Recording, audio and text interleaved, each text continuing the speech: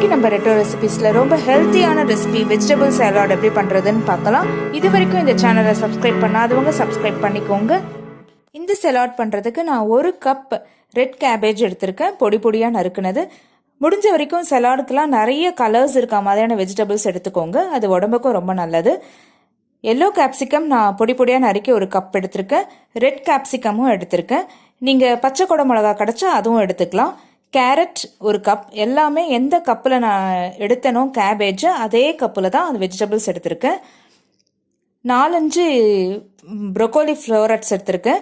இதை வாஷ் பண்ணிவிட்டு வெந்நீரில் 10 நிமிஷம் போட்டு வச்சுருந்தேன். 1/2 கப் வெங்காயம் எடுத்திருக்கேன். நான் வெங்காயம் அதிகமாக சேர்த்துக்கல. தக்காளி 1 ஜூஸியாக எடுத்திருக்கேன். இப்போ சலாடுக்கான ட்ரெஸ்ஸிங் எப்படி பண்ணுறதுன்னு பார்க்கலாம். 1 டேபிள் ஸ்பூன் ஆலிவ் ஆயில் எடுத்திருக்கேன். ஆலிவ் ஆயில் தான் சலாடுக்கெலாம் நல்லாயிருக்கும். 2-3 பூண்டு பல்ல துருவி எடுத்திருக்கேன். அப்புறம் 1 டீஸ்பூன் கடுகு, 1 டீஸ்பூன் மிளகு நல்லா கோர்ஸ் பவுடராக இடித்து எடுத்திருக்கேன். 1 டீஸ்பூன் ஆப்பிள் சைடர் வினிகர் எடுத்திருக்கேன். அது நிறைய ஹெல்த் பெனிஃபிட்ஸ் உண்டு. இந்த சலாடுக்கு தேவையான அளவு உப்பு, ஒரே 1 டீஸ்பூன் லெமன் ஜூஸும் சேர்த்துருக்கேன். இப்போ இது எல்லாத்தையுமே நல்லா மிக்ஸ் பண்ணிக்கலாம். நீங்கள் வினிகர் வேணால் ஸ்கிப் பண்ணிடலாம், இல்லை ஆர்டினரி வினிகரும் சேர்த்து. 1 கப் வேக வச்ச தட்டை பயிர் எடுத்திருக்கேன். அது ரெட் கலர் எடுத்துருக்கிறதுனால நான் அதை தேங்காய் போட்டு லைட்டாக வதக்கியிருக்கேன். அதுலேருந்து ஒரு வாசனை வரும்ன்றதுனால.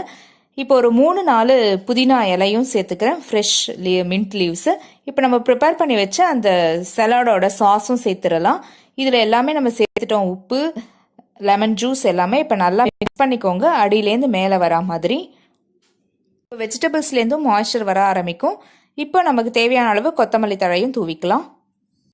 ரொம்ப ஹெல்த்தியான வெஜிடபிள் சாலட் பண்ணுற வீடியோ உங்களுக்கு பிடிச்சிருந்தனா லைக் பண்ணுங்க, ஷேர் பண்ணுங்க வீடியோவை, சேனலை சப்ஸ்கிரைப் பண்ணுங்க, பக்கத்தில் இருக்க பெல் பட்டனையும் ஆன் பண்ணிக்கோங்க. தேங்க்யூ.